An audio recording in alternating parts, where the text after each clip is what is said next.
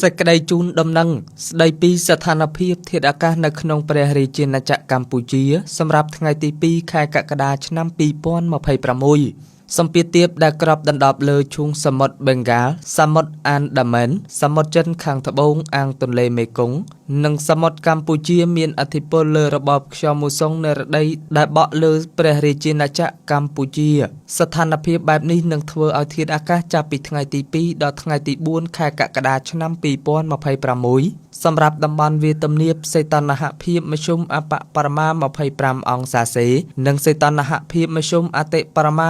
36អង្សាសេខ្យល់បក់មកពីទិសនិរតីនិងទិសពាយ័ព្យមានល្បឿនមធ្យម3ម៉ែត្រក្នុង1វិនាទី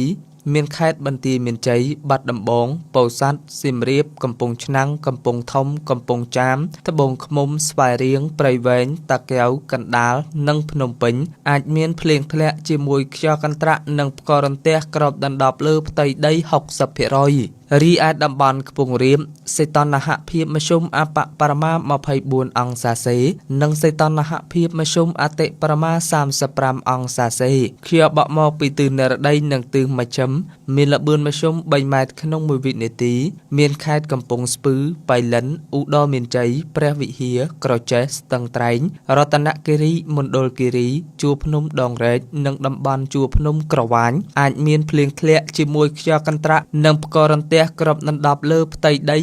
50% ដល់ឡែកសម្រាប់តំបន់មាត់សមុទ្រវិញសីតុណ្ហភាពមធ្យមអបបរមា25អង្សាសេនិងសីតុណ្ហភាពមធ្យមអតិបរមា35អង្សាសេខ្យល់បក់មកពីទិសនិរតីនិងទិសអាគ្នេយ៍មានល្បឿនមធ្យម2ម៉ែត្រក្នុង1វិនាទីមានខេត្តកោះកុងព្រះសីហនុកំពតកែបនិងជួរភ្នំបូកគោអាចមានភ្លៀងធ្លាក់ជាមួយខ្យល់កន្ត្រាក់និងផ្គររន្ទះក្របដណ្ដប់លើផ្ទៃដី 50% រលកសមុទ្រមានកម្ពស់មធ្យមអបបរមាកន្លះម៉ែត្រនិងកម្ពស់មធ្យមអតិបរមា1ម៉ែត្រកន្លះអាស្រ័យដោយបានជម្រាបជូនខាងលើសូមសាធារណជនទទួលជ្រាបជាព័ត៌មាន